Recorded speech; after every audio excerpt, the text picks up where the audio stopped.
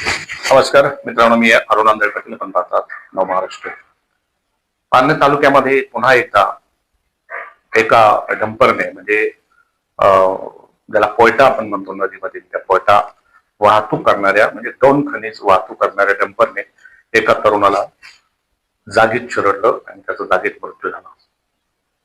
वाळू तस्कर असतील, हे खडी क्रेशरवाले तस्कर असतील किंवा हे गौण खनिजवाले मुरुम किंवा वीटभट्ट्यांसाठी जी माती लागते ते तस्कर असतील किंवा इतर अनेक बाबतीमध्ये पालघर तालुक्यात कायदा आणि सुव्यवस्था ही कधीही आपण पाहतो, कितीही वर्ष आपण पाहत आलो, थांबलेली नाही. तहसीलदार कोणीही असो, पीआय कोणीही असो, हे धंदे बिनबोबाट सुरू असतात. त्याचं एकच कारण पैसा, आर्थिक सुबत्ता. मग आता हे आर्थिक सुबत्ता फक्त तहसीलदार आणि पीआय पोलिसांचीच आहे का? नाही मित्रांनो, ही वरपर्यंत आपते असतात. सरकार कोणाचंही असो, काँग्रेसचा असो, राष्ट्रवादीचा असो, शिवसेनेचा असो, भाजपचा असो, ही जी साखळी आहे पैशाची, ही जी तस्करी आहे, ही कधीही स्वरूपबंद नसते.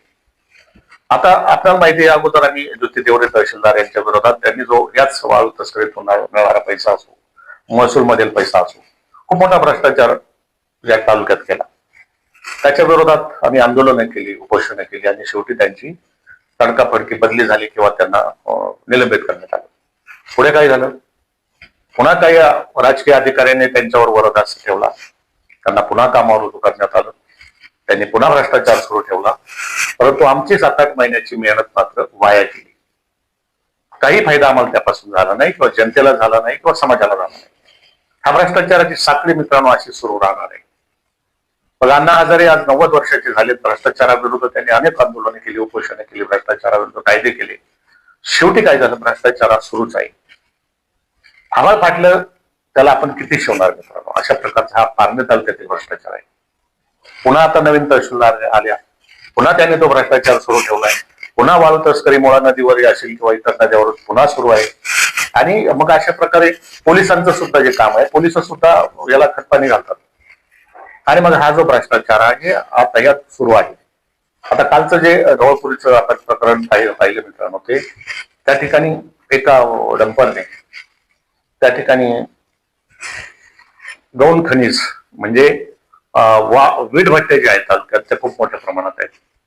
वीटभट्ट्यांना जी माती लागते विटा तयार करण्यासाठी, त्याचे नाममात्र काहीतरी चलन भरलं जातं.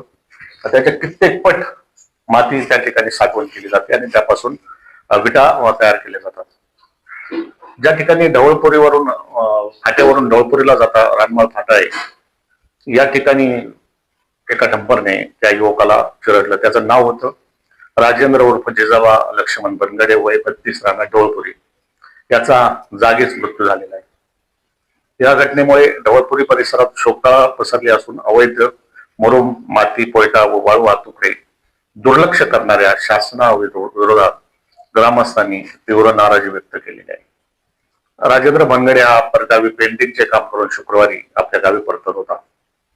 ढवळपुरीच्या आठवडे बाजारात तो आपल्या दुचाकीवरून मोटार क्रमांक MS 16 BB 1689 ढवळपुरी फाट्याहून गावाच्या दिशेने निघाला होता. त्यावेळी 11:30च्या सुमारास ढवळपुरी गावापासून सुमारे 2.5 किलोमीटर अंतरावर समोरून एक भरधाव वेगाने कोयटा घेऊन येणार वीटभट्टीसाठी जो डंपर होता, त्याने त्याला धडक दिली.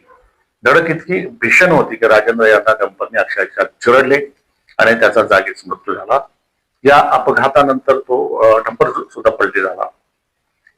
ढवळपुरी परिसरातून मोठ्या प्रमाणावर मुरुम, माती, पोयटा आणि वाळूची अवैध वाहतूक सुरू असते. आपण मागे पाहिलं, एक टेकडीच ढवळपुरीमध्ये रस्त्याच्या कामासाठी एक टेकडीच गायब करण्यात आली होती. त्यावेळी सुद्धा आम्ही तक्रार केली होती, परंतु महसूल विभागाच या भ्रष्टाचारात सामील असल्यामुळं पारनेरच्या महसूल विभागावर कुणीही अंकुश घालत नाही. मग ज्योती देवरे असो किंवा आता ज्या नवीन तहसीलदार या असोत, भ्रष्टाचार तुसभरही कमी झालेला नाही. आणि मग या महसूल अधिकारी इतके जर मुजोर असतील, आणि त्याचं एकच कारण आहे, त्यापासून मिळणारं उत्पन्न आणि ते वरती मंत्रालयापर्यंत असो, जिल्हाधिकारी असो, प्रांत, सगळ्यांना ते हप्ते त्यांना नियमित द्यावे लागतात. दारूचा महापूर पालघर तालुक्यात आलेला आहे. आपण कातळवेड्याला परवा पाहिले, गांजा पकड 40 की 42 किलो गांजा दाखवला, परंतु तो गांजा भरमसाठ होता. त्यापेक्षा अनेक पटीने त्या ठिकाणी गांजा पकडला गेला आणि त्या गांजामध्ये तो व्यापार बरेच दिवस सुरू आहे मित्रांनो. परंतु काल पकडल्यानंतर त्यातील फक्त एकावरती एफ आय आर दाखल झाली. त्या व्यवहारामध्ये अनेक लोक गुंतलेले आहेत. तो सुद्धा फरार आहे. पोलिसांना तो भेटणार नाही, कारण आर्थिक लागेबांधी आहे. आणि अशा प्रकारचा कायदा आणि कानून पारनेर तालुक्यात का सुरू आहे? वीटभट्ट्या मोठ्या प्रमाणात पारनेर तालुक्यात आहे मित्रांनो. त्या वीटभट्ट्यांना हा जो मुरुम किंवा माती लागते वीट तयार करण्यासाठी, या मध्ये सुद्धा खूप मोठे गौर बंगाल आहे. रस्त्याची कामं चालू आहेत, त्याला मुरुम लागतो, त्याच्या देखील परवानग्या नसतात. असल्या तरी त्या तात्पुरत्या परवानग्या काढल्या जातात. त्याच्या अनेक पटीनं त्यासाठी मग हे उद्गम खनिज त्याच्याशी उपसले जातात. आणि या सगळ्यात सहभागी आहेत तहसीलदार, त्या ठिकाणचे सर्कल आणि तलाठी.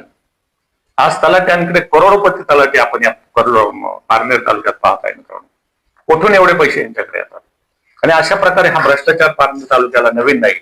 आणि त्यातच पुन्हा एकदा एका तरुणाचा मृत्यू झालेला आहे.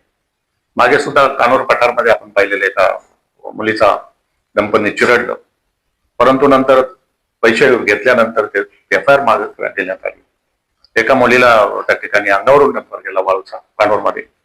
परंतु काहीही होत नाही मित्रांनो. हे रॅकेट इतकं मोठं आहे वाळू तस्करांचं की त्या प्रशासन त्या ठिकाणी हातबल होते. आणि अशा प्रकारे हा जो गैरधंदा आपण ज्याला म्हणतो हा पारनेर तालुक्यात सुरू आहे. या ठिकाणी हा जो ढवळपुरी आहे त्या ठिकाणी हा अपघात झाल्यानंतर त्या डंपर चालकाने त्या ठिकाणावरून पळ काढला आणि त्या डंपरचा क्रमांक आहे MH12PQ3365 असून तो पारनेर येथील दत्त वीट सप्लायरचा असल्याची माहिती मिळत आहे. आता हा जो हे जे वीट भट्टीवाले यांचा सुद्धा महसूलशी संबंध येतो मित्रांनो. आणि मग महसूल बरोबर संबंध आल्यानंतर त्यांचं पुन्हा एकदा त्याच ठिकाणी आर्थिक देवाणघेवाण होते.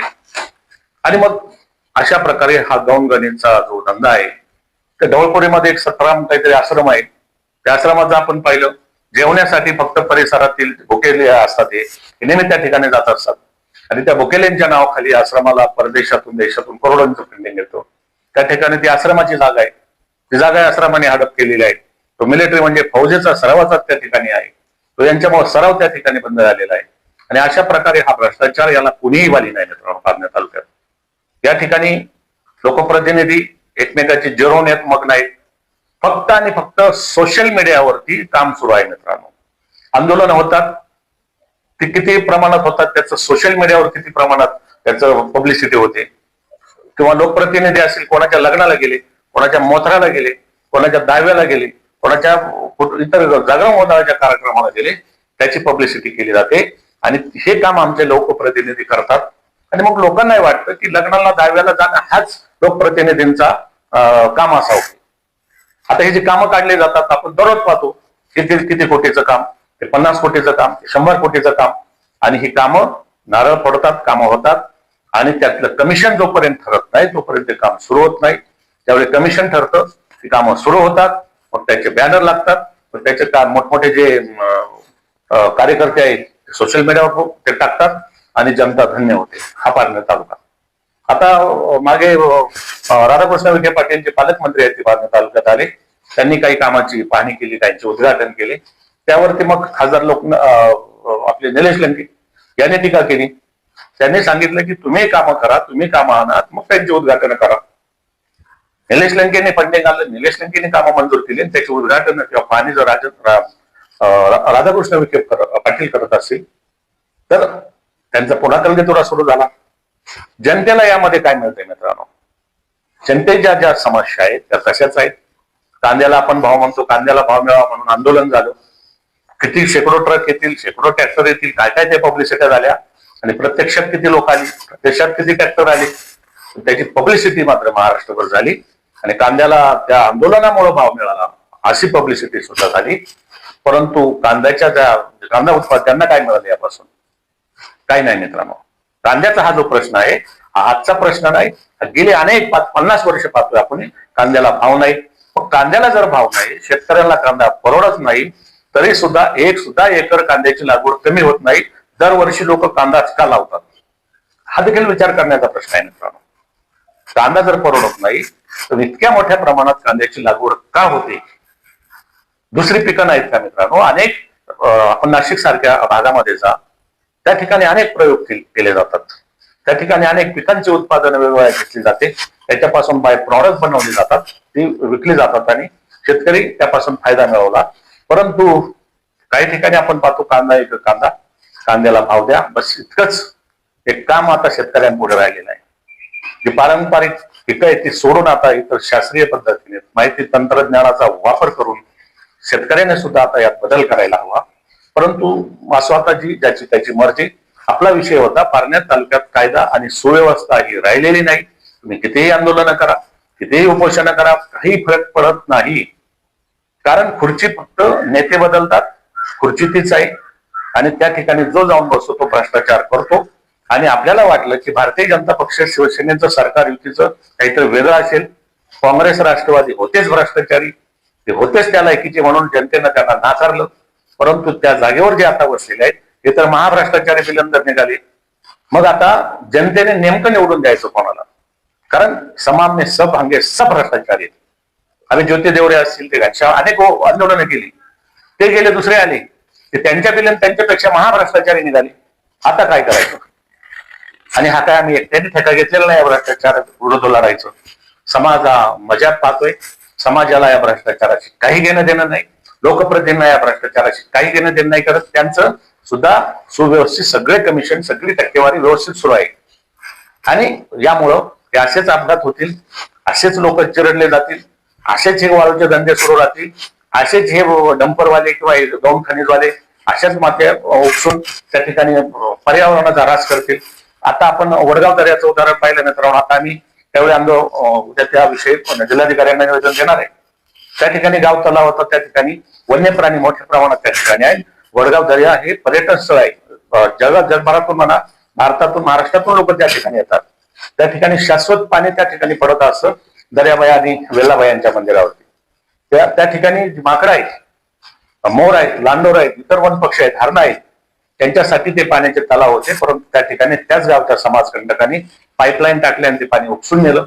सरकारला काही पडलं नाही, वन विभागाला काही पडलं नाही, प्रांत असतील कोणाला काही पडलं नाही मित्रांनो. त्याचप्रमाणे कारेगावच्या डोंगराला आगी लावल्या, सर्व जंगल जाळून टाकलं, अनेक प्राणी त्यात मेले, काही कोणाला पडलं नाही. समाजाला याविषयी काही घेणं देणं नाही. पर्यावरणाचा ऱ्हास होतोय, पाऊस अवेळी, आपण ग्लोबल वॉर्मिंग पाहतो कशा प्रकारे ग्लोबल वॉर्मिंग सुरू आहे. पारा आता 45 पार झालेला आहे. असाच जर पारा वाढत राहिला ऑक्सिजनने माणसं मरतील. परंतु जनतेला याच्याशी काही घेणं देणं नाही. त्यामुळे हा जो भ्रष्टाचार आहे, ही जी तस्करी आहे, अशी सुरू राहील. धन्यवाद. जय महाराष्ट्र.